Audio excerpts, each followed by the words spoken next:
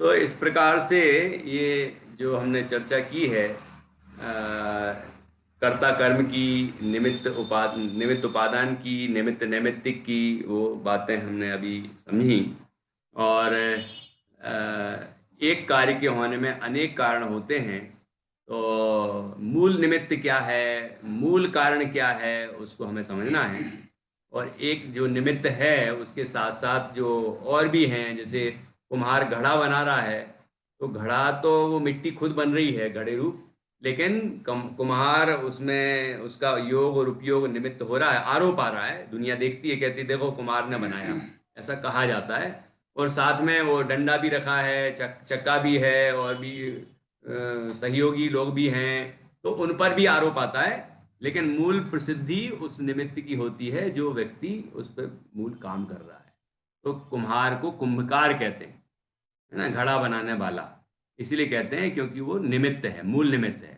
तो इस तरह निमित्त है, और निमित्त को कर्ता कहने का भी व्यवहार है, इसलिए घड़ा बनाने वाला ऐसा कहा जाता है। लेकिन वस्तुतः घड़ा बनाने वाली मिट्टी है। ठीक है, कोई कुम्हार ने घड़ा नहीं बनाया, क्योंकि कर्ता उसे कहते हैं जो स्वयं कार्य रूप परिणमन करे। तो घड़े रूप जो परिणमन करेगा वो करता है। तो मिट्टी घड़े रूप परिणमन करती है, वो ना कुम्हार घड़े रूप परिणमन करता है, ना अन्य चीजें कोई घड़े रूप परिणमन करती। इसीलिए वो कोई चीजें वास्तव में करता नहीं है, वो उन पर आरोप आया, निमित्त मात्र हैं, करता तो वो मिट्टी ही है। ऐसी सभी चीजों में हमें समझना है। तो अब देखिए अपन 62वीं गाथा पर चर्चा करेंगे। और छोटी सी ही टीका है, ज़्यादा बड़ी नहीं है, और अपन ने जो चर्चा कर ली है वही चर्चा यहाँ पर निष्कर्ष रूप में आई है। तो हम यहाँ 62वीं गाथा करेंगे। और देखिए गाथा है, गाथा पढ़ेंगे। कम्मं पिसगं कुब्बदि, कम्मं पिसगं कुब्बदि, सैण सहावेण सम्यमापाणम्, सैण सहावेण सम्यमापाणम्, जीवो वियता ऋषियो, जीवो वियता ऋषियो, कम सहावेण भावेण, कम सहावेण भावेण, कम्मपि सगम कुबदी, कम्मपि कर्म भी, सगम कुबदी स्वयं करते हैं। क्या अर्थ हुआ कि कर्म भी अपने स्वभाव से अपने को करते हैं। ठीक है, मतलब कर्म उद्गल है, कार्बन वर्गणाएं उसका रॉ मटेरियल है, मतलब जिससे वो कर्म बनते हैं, कर्म रूप परिणमन होता है। तो कार्बन वर्गणाएं जो पुद्गल हैं, स्कंध हैं, वो कर्म रूप परिणमन करती हैं। तो ये कार्बन वर्गणाएं पुद्गल, कर्म भी पुद्गल, पुद्गल कार्बन वर्गणा रूप था, पर्याय रूप था, अब कर्म रूप पर्याय रूप हो गया। तो इसका कार्य किसने किया? कि पुद्गल ने ही किया है। कम्मपि सगम कुबदी, कर्म स्वयं को करता है। ठीक है, सैण सहावेण सम्यमपाणम, और सैण सहावेण, सैण मतलब स्वयं के, स्वभावेण स्वभाव से, सम्मम सम्यक, सम्मपाणम की सम्यक रूप से, आत्मा, आत्मा भी अपने स्वभाव से स्वयं को स्वकम करोति, ये दोनों जगह पद आएगा कि कर्म स्वयं को करता है, और आत्मा भी स्वयं को करता है। मतलब आत्मा अपने परिणामों को करता है, और पुद्गल कर्म जो है वो उसके परिणामों को करता है। ठीक है, कोई किसी का करता नहीं है। ठीक है, जीवो भी तारिसियो, जीव भी और अच्छा मतलब, या मतलब और जीव भी तारिसियो मतलब उसी के समान, कम सहावेण भावेण, कर्म स्वभाव से और वैसा जीव भी कर्म स्वभाव भाव से औदेक आदि भाव से बराबर अपने को करता है। क्या अर्थ हुआ कि पुद्गल वो जो कर्म है वो स्वयं को करता है अपने स्वभाव से, और वैसे ही जीव भी अपने स्वभाव से स्वयं को करता है, स्वयं के औपसमिक आदि औदेक आदि भावों को करता है, मतलब दोनों अपने अपने भावों करता है। पुद्गल पुद्गल कर्म उपसम रूप होता है, क्षय उपसम रूप होता है, औदेक रूप उदय रूप होता है, क्षय रूप होता है। तो इन भाव रूप जो परिणमन करता पुद्गल कर्म, तो वो उसको करता है, वो अपने भाव करता है। और उसी समय जीव अपने औदेक औपसमिक क्षयोष्मिक क्षयक भाव रूप परिणमन करता है, तो जीव उस भाव को करता है। दोनों अपने अपने भावों के करता हैं, दोनों में से कोई भी एक दूसरे का करता नहीं। ये अभी तक का निष्कर्ष निकला। ख्याल में आया कि नहीं आया? देखो यहां तो कह ही दिया था, टीका दिख रही है आपको लास्ट में, यहाँ नीचे हिंदी में, ये जहां गाथा 62 लिखा है उसके ऊपर, निश्चय से जीव को अपने भावों का कर्तृत्व है और पुद्गल कर्मों का अकर्तृत्व है, ऐसा यहाँ आगम द्वारा दर्शाया गया है। ये हमने 61वीं गाथा में पढ़ा था। अब यहाँ 62वीं गाथा में क्या पढ़ा? देखो अन्व्यार, कर्म भी अपने स्वभाव से अपने को करते हैं, और वैसा जीव भी कर्म स्वभाव भाव से अर्थात औदेक आदि भाव से बराबर अपने को करता है। यहाँ कर्म स्वभाव का मतलब कर्म नहीं है, कर्म स्वभाव से का मतलब है कर्ता कर्म करण संप्रदान में जो कर्म है, मतलब अपने भाव जो जीव के कर्म है और जीव स्वयं उसका करता है। आ रहा है ख्याल में? ख्याल में आए यहाँ कर्म का क्या मतलब है? ऑब्जेक्ट, सब्जेक्ट ऑब्जेक्ट होता है ना, तो जीव जीव करता है, और जीव का कर्म मतलब जीव का किया हुआ कार्य क्या है कि जीव के औदेक आदि भाव, वो जीव के कर्म है, वो जीव उसका करता है। और पुद्गल कर्म है, पुद्गल कर्म कर्म नहीं, पुद्गल कर्म नाम का जो जो जो पुद्गल है वो करता है, और उसका जो उदय उपसम क्षय क्षय उपसम रूप अवस्थाएं हैं वो उसके कर्म है, मतलब उसके कार्य हैं। ख्याल में आया कि नहीं? तो जीव अपने कार्य का करता है, और पुद्गल वो खुद के अपने कार्य का करता है, कोई किसी के कार्य का करता नहीं है। ठीक है, दोनों देखो तादृशम लिखा है, उसी उसी के समान, जैसे पुद्गल अपने कार्य करता है ऐसे जीव भी अपने कार्य करता है, जैसे जीव अपने कार्य करता है वैसे पुद्गल भी अपने कार्य करता है, दोनों अपने अपने कार्य के करता है। ठीक है, कोई भी किसी के कार्य को करता नहीं है। देखिए टीका, निश्चय नय से अभिन्न कारक होने से कर्म और जीव स्वयं स्वरूप के अर्थात अपने अपने रूप के कर्ता हैं, ऐसा यहां कहा है। अभिन्न कारक क्या होता है? पहले पढ़े हैं ना अपन ने, अभिन्न कारक पढ़े थे ना, है जीव अपने जीव स्वयं को स्वयं के द्वारा स्वयं के लिए स्वयं में से करता है। आया था कि नहीं आया था? है ना? तो पुद्गल भी, पुद्गल अपन खुद पुद्गल में जो परिणाम हुआ उसका वो स्वयं ही करता है, स्वयं के द्वारा करता है, स्वयं के लिए करता है, स्वयं में से करता है, स्वयं के आधार से करता है, सब सटकारक उसके खुद के। जीव के सटकारक जीव में और पुद्गल के सटकारक पुद्गल में, ये अभिन्न सटकारक बताए थे। यहाँ पर बताया देखो, निश्चय से है वो, क्योंकि जीव के परिणामों करता है जीव ही है, पुद्गल नहीं है। निश्चय नय से अभिन्न कारक होने से कर्म, यहाँ कर्म मतलब पुद्गल कर्म है ना, ज्ञानावरणादि पुद्गल कर्म, और जीव, ये दो हो गए, दो द्रव्य, कर्म पुद्गल है और जीव चेतन है।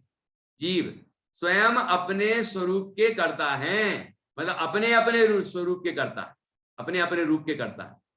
कर्म की जो अवस्थाएं होती हैं उदय उपसम क्षय क्षय उपसम रूप, वो उसकी करता है।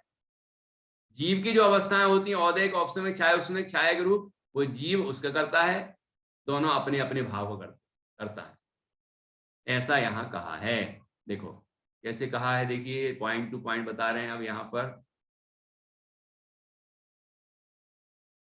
कर्म वास्तव में पहला कर्म रूप से प्रवर्तमान पुद्गल स्कंद रूप से कर्तृत्व को धारण करता हुआ कर्मपना प्राप्त करने की शक्ति रूप करणपने को अंगीकार करता हुआ प्राप्त ऐसे कर्मत्व परिणाम रूप से कर्मपने का अनुभव करता हुआ पूर्व भाव का नाश हो जाने पर भी ध्रुवत्व को अवलंबन करने से जिसने अपादान पने को प्राप्त किया है, ऐसा उत्पन्न होने वाले परिणाम रूप कर्म द्वारा समाश्रित होने से, अर्थात उत्पन्न होने वाले परिणाम रूप कार्य अपने को दिया जाने से,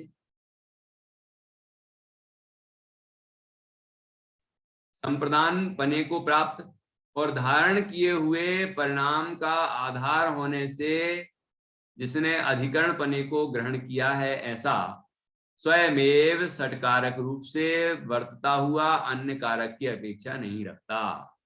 क्या ख्याल आया? ये दोहरा दिया, पहले भी अपन ने चर्चा की है। क्या कहा कि जैसे देखिए कर्म, कर्म मतलब पुद्गल कर्म, ठीक है, वास्तव में कर्म रूप से प्रवर्तमान, मतलब कर्मण वर्गणाएं जब कर्म रूप से परिणमित हुई, ठीक है, ये कार्य हुआ तो उस कार्य को किसने किया? उस पुद्गल कर्म ने किया। कर्म रूप से प्रवर्तमान पुद्गल स्कंद रूप से कर्तृत्व को धारण करता हुआ, मतलब कर्ता हो गया। देखो, जब कर्मण वर्गणाएं कर्म रूप परिणमित हुई तो ये कर्म रूप परिणमित होने की क्रिया का कर्ता कौन है? वो पुद्गल कर्म, ठीक है। और वो जो कर्म रूप अवस्था प्रकट हुई है, कर्म की जो कर्म रूप अवस्था हुई है वो कर्म है।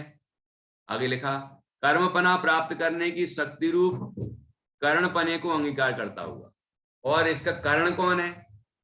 मतलब साधन, कि स्वयं ही वो कर्मण वर्गणाएं कर्म रूप से परिणमित हुई हैं अपनी शक्ति से। कर्म स्वयं से ही, स्वयं के कारण से ही कर्म रूप परिणमित हुआ है, जीव के कारण से नहीं, ठीक है।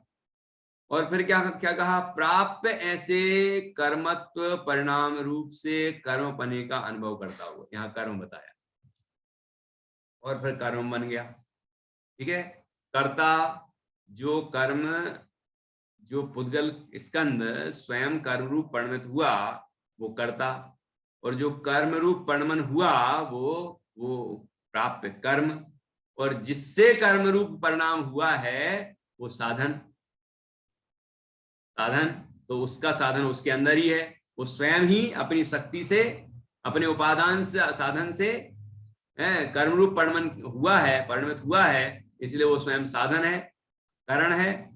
और पूर्व भाव का नाश हो जाने पर भी ध्रुवत्व को अवलंबन करने से जिसने अपादान पने को प्राप्त किया है, ऐसा कि देखो, जब कर्मण वर्गणा रूप था वो पुद्गल,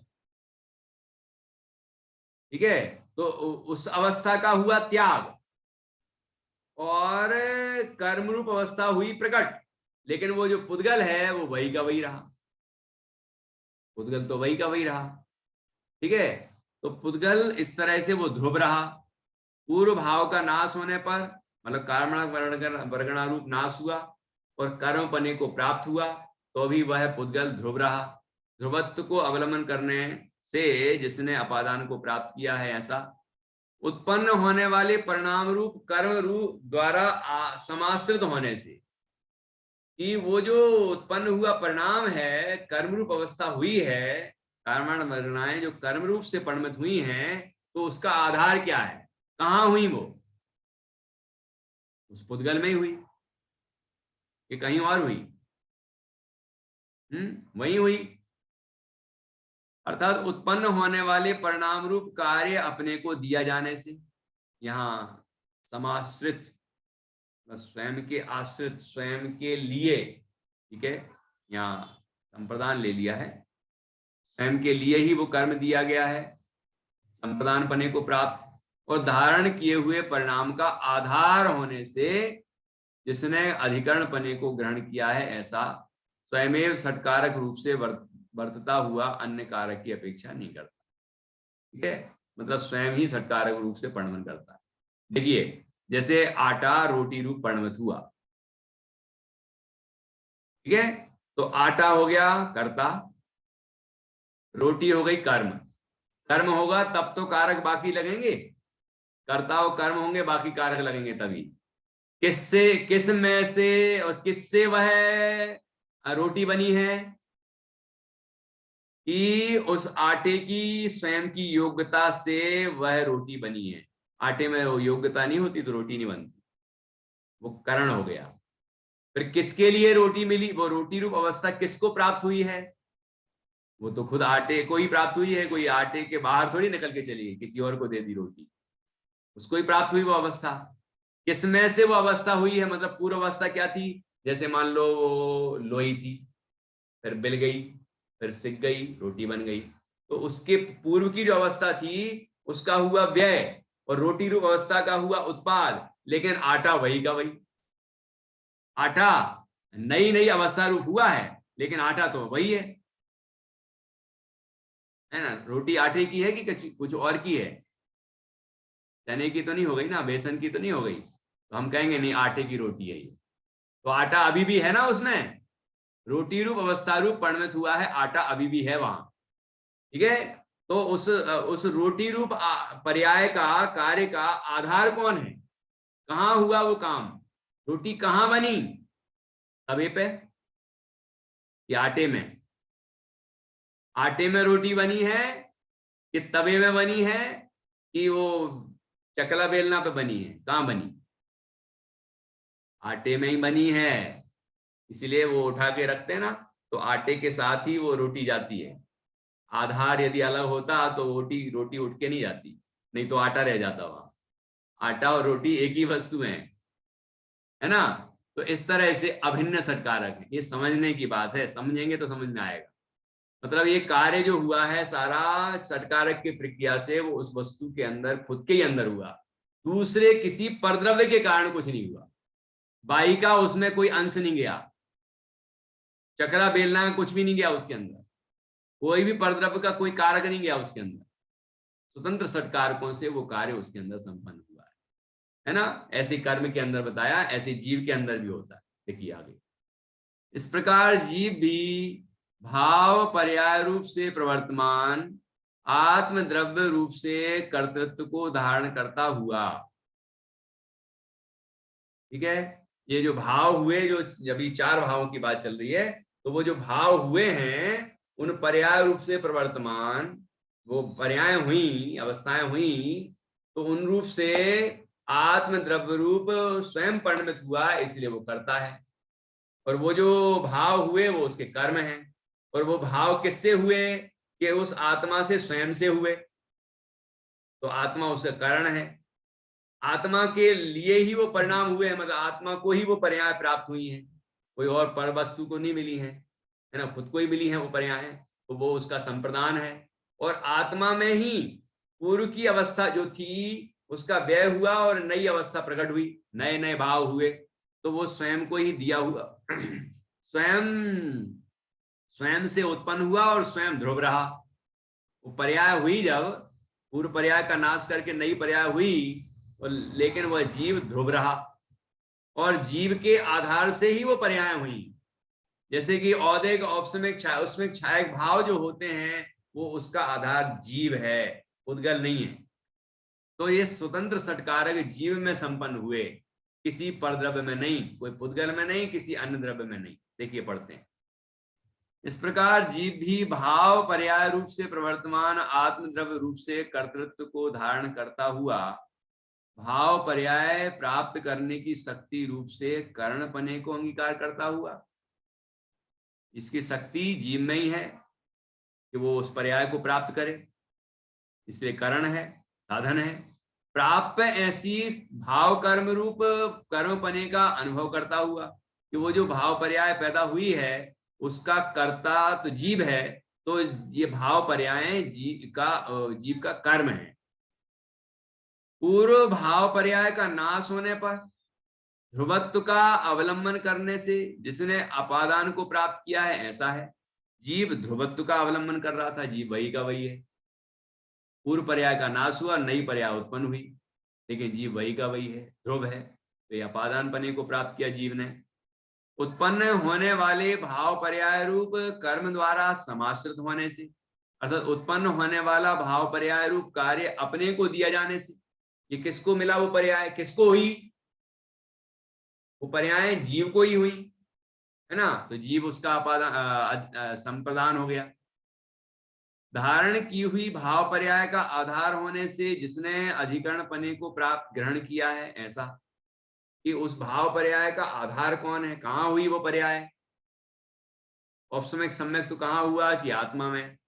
और छायक सम्यक तो कहां हुआ? कि आत्मा में।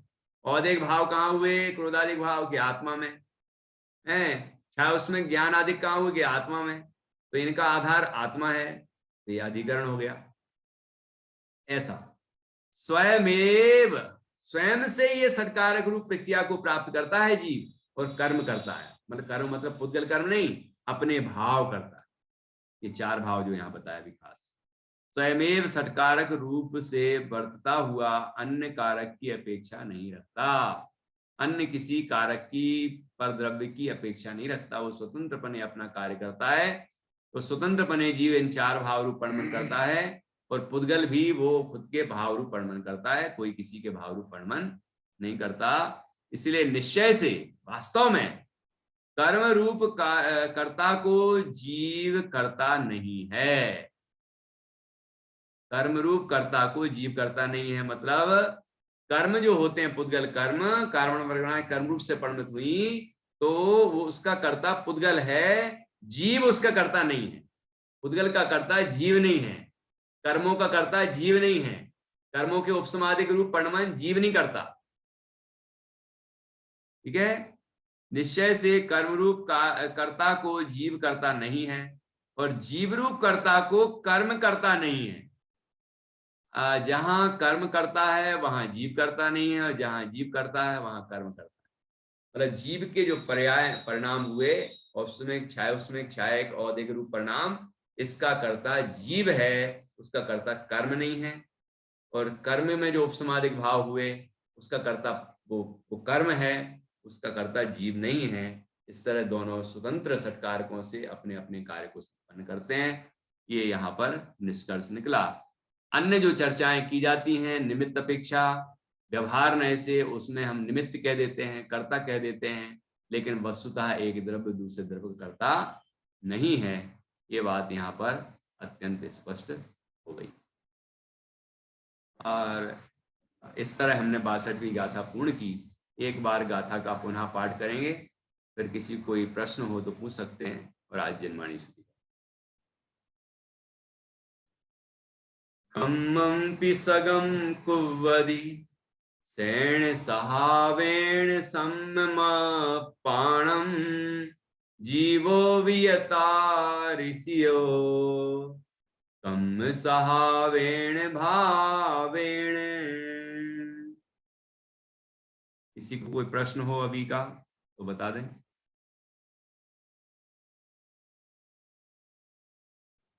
कल हम 63वीं गाथा पर चर्चा करेंगे। यहां नया पूर्व पक्ष आएगा। ठीक है, अभी जो चर्चा हुई थी वो पूरी हो गई। अभी अधिकार वही कर्तृत्व अधिकार चल रहा है, लेकिन अब नया प्रश्न आएगा इसके अंदर, उस पर फिर हम चर्चा करेंगे। भैया क्लास का ये नहीं पूछना था, मैं ये पूछ रही थी 2 मिनट आप कॉल कर सकती हूँ क्लास के बाद, ये रिकॉर्डिंग संबंधी मुझे कुछ पूछना था। ठीक ठीक। हाँ, क्या जन्माणी स्तुति।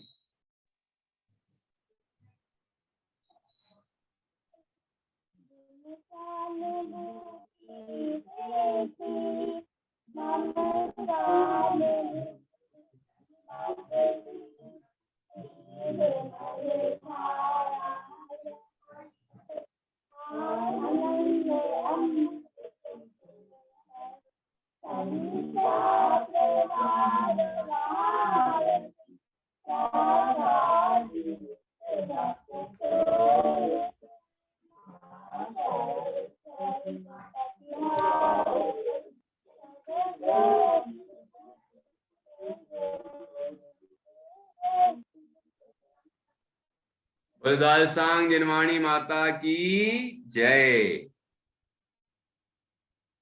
महान जिन धर्म की जय। सभी 9 बार नमो का मंत्र के माध्यम से